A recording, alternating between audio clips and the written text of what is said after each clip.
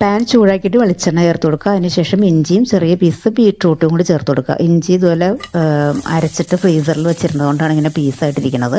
അത് ചൂടാകുമ്പോൾ ശരിയായിക്കോളും. ഇനി സവോള, കറിവേപ്പില, പച്ചമുളക്, ഒരു ഈന്തപ്പഴം, അതുപോലെ ഉണക്കമുളക്, ഇതെല്ലാം കൂടി ഒന്ന് നന്നായിട്ടൊന്ന് സോട്ട് ചെയ്തെടുക്കുക. ഫ്രൈ അല്ല, നന്നായിട്ടൊന്ന് വഴണ്ടി വരണം. അതിനുശേഷം 2 ടീസ്പൂൺ മല്ലിപ്പൊടി, ആവശ്യത്തിന് മഞ്ഞൾപ്പൊടി, എരിവിന് ആവശ്യത്തിന് മുളക് പൊടിയും ഒരു നുള്ളു വറുത്ത് പൊടിച്ച ഉലുവാപ്പൊടി ചേർത്ത് നന്നായിട്ടൊന്ന് വഴറ്റിയതിന് ശേഷം ഇത്തിരി വെള്ളം ചേർത്ത് തിളപ്പിക്കുക. 1 ടേബിൾ സ്പൂൺ ശർക്കരപ്പാനിയും 1/2 ടേബിൾ സ്പൂൺ വിനാഗിരി, ഉപ്പ് ഇത്രയും കൂടി ചേർത്ത് നന്നായിട്ടൊന്ന് ഇതുപോലെ വരണ്ട് വരുമ്പോൾ പ്ലേറ്റിലേക്ക് മാറ്റാം. ആവശ്യമാണെങ്കിൽ മാത്രം കടുക്, കറിവേപ്പില താളിച്ചിടാം. ബീറ്റ്റൂട്ട് അല്ലെങ്കിൽ ഈന്തപ്പഴം ഒന്നും ചേർത്തൊന്നും അറിയേയില്ല. നല്ലൊരു കളറും നല്ലൊരു ടേസ്റ്റിലും കിട്ടുന്ന പുളിയിഞ്ചിയുടെ റെസിപ്പിയാണ് കേട്ടോ. അപ്പോൾ ഈ ഓണത്തിന് നിങ്ങൾക്ക് ഇതുപോലെ ട്രൈ ചെയ്ത് നോക്കാം. ട്രൈ ചെയ്ത് നോക്കിയിട്ട് വീഡിയോ ഇഷ്ടപ്പെടുകയാണെങ്കിൽ ഒന്ന് സപ്പോർട്ട് കൊണ്ട് ചെയ്തേക്കണം കേട്ടോ. താങ്ക്